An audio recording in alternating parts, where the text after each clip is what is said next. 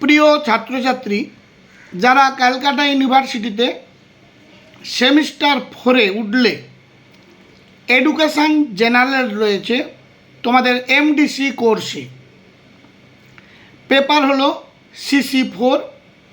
তোমাদের এই এডুকেশানের দুটি পেপার পড়তে হবে, একটি CC4 আরেকটি হলো CC5। আজকের এই ভিডিওটি তোমাদের জন্য খুবই গুরুত্বপূর্ণ। CC4 পেপারটির সাজেশান নিয়ে আলোচনা করব। এই সাবজেক্টের বিষয়বস্তু হলো এডুকেশনাল অর্গানাইজেশন অ্যান্ড প্ল্যানিং। তোমাদের 10 মার্কের এবং 5 মার্কের যে প্রশ্নগুলো পরীক্ষায় আসার সম্ভাবনা একেবারে 100% কমন, সেগুলোই প্রতি ইউনিট থেকে আলোচনা করে দিচ্ছি। বাংলা এবং ইংলিশ দুটো ভার্সানেই, যাতে তোমাদের সুবিধে হয় দেখে নাও। আর যারা আমার এই চ্যানেলটিতে নতুন, তারা চ্যানেলটিকে সাবস্ক্রাইব করে পাশের বেল আইকনটি ক্লিক করে রেখো, যাতে তোমারই উপযোগী কোনো ভিডিও আপলোড করলে সবার আগে নোটিফিকেশান তুমি পেয়ে যাবে। প্রথমে দেখো, শুরু করি ইউনিট 1 অর্থাৎ অর্গানাইজেশান বা সংগঠন সম্বন্ধে। 10 মার্কের জন্য 1 নম্বর প্রশ্ন, ভেরি ভেরি ইম্পর্ট্যান্ট। শিক্ষা সংগঠন ও বিদ্যালয় সংগঠনের মধ্যে সম্পর্ক আলোচনা করো। Write the relationship between educational organisation and school organisation. এবারে চলো 2-এর দাগের প্রশ্ন, সংগঠন ও ব্যবস্থাপনা বলতে কী বোঝো? বিদ্যালয় সংগঠনের ধারণাটি ব্যাখ্যা করো। What do you understand by organization and management? Explain the concept of school organization. 3-এর দাগ, বিদ্যালয় সংগঠনের বৈশিষ্ট্যগুলি কি কি? What are the characteristics of school organization?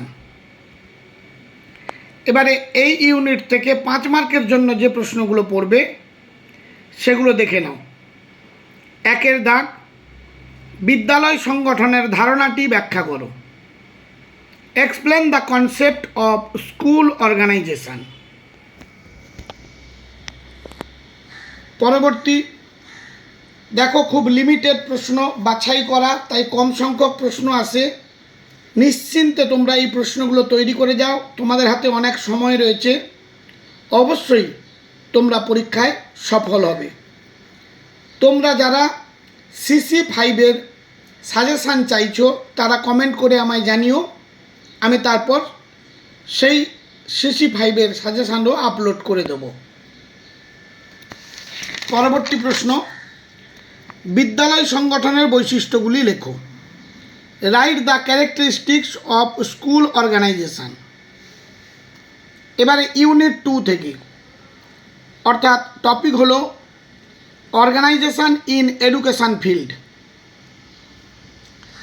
অর্থাৎ শিক্ষাক্ষেত্রে সংগঠন। 10 মার্কের জন্য যে প্রশ্নগুলো পড়বে, সময় তালিকা বলতে কী বোঝো? সময় তালিকার বৈশিষ্ট্যগুলি লেখো।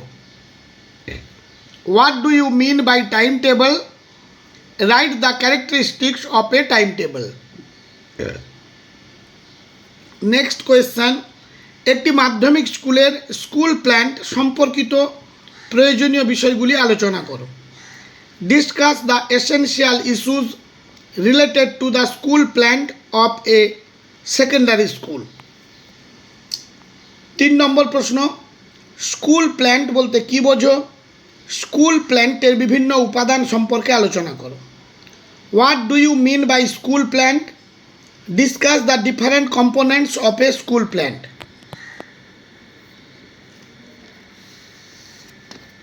পরবর্তী 4-এর দাগের প্রশ্ন, বিদ্যালয়ে স্বাস্থ্য পরিষেবা কেন প্রয়োজন? বিদ্যালয়ে স্বাস্থ্য পরিষেবার বৈশিষ্ট্যগুলি লেখো।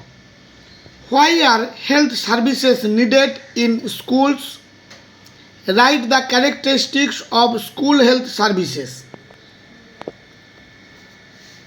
5-এর দাগের প্রশ্ন, বিদ্যালয় শিক্ষায় গ্রন্থাগারের ভূমিকা আলোচনা করো। গ্রন্থাগার সংগঠনের প্রয়োজনীয়তা লেখো। Discuss the role of libraries in school education. Write the requirements for library organisation. 6 নম্বর প্রশ্ন লাস্ট, মাধ্যমিক বিদ্যালয়ের অষ্টম শ্রেণীর জন্য সময় তালিকা প্রস্তুত করতে গেলে কোন সাধারণ নীতিগুলির ওপর বিবেচনা করতে হবে? What are the general principles two consider when preparing a timetable for secondary school up to the 8th grade? এবারে 5 নম্বরের জন্য যে প্রশ্নগুলো পড়বে, সময় তালিকার বৈশিষ্ট্যগুলি লেখো। Write the characteristics of time table. 2 নম্বর, কর্মশালা কি? কর্মশালার বৈশিষ্ট্য লেখো। What is workshop? Write the features of workshop.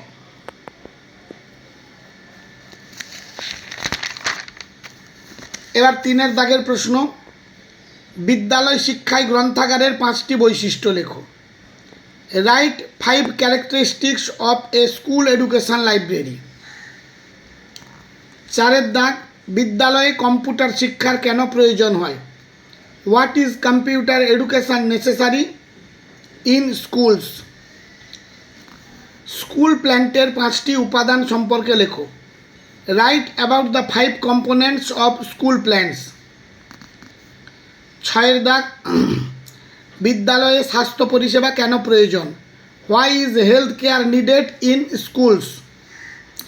এবার ইউনিট 3, যার বিষয়বস্তু হলো এডুকেশনাল প্ল্যানিং, শিক্ষা পরিকল্পনা। 10 মার্কের জন্য শিক্ষা পরিকল্পনা বলতে কী বোঝো? শিক্ষা পরিকল্পনার বিভিন্ন স্তরগুলি আলোচনা করো। What do you mean by education plan? Discuss the different levels of educational planning. 2 দাগের প্রশ্ন, শিক্ষা ব্যবস্থাপনার অর্থ ব্যাখ্যা করো। স্বৈরাচারী ও গণতান্ত্রিক ব্যবস্থাপনার তুলনা করো। Explain the meaning of educational management. Compare authoritarian and Democratic management. 3 দাগ, শিক্ষা ব্যবস্থাপনার উদ্দেশ্যগুলি লেখো। 3 প্রকার শিক্ষা ব্যবস্থাপনা সম্পর্কে লেখো। Write the objectives of educational management. Discuss the 3 types of educational management. এবার মার্কস 5, শিক্ষা পরিকল্পনার স্তরগুলি লেখো। Write the stages of education planning.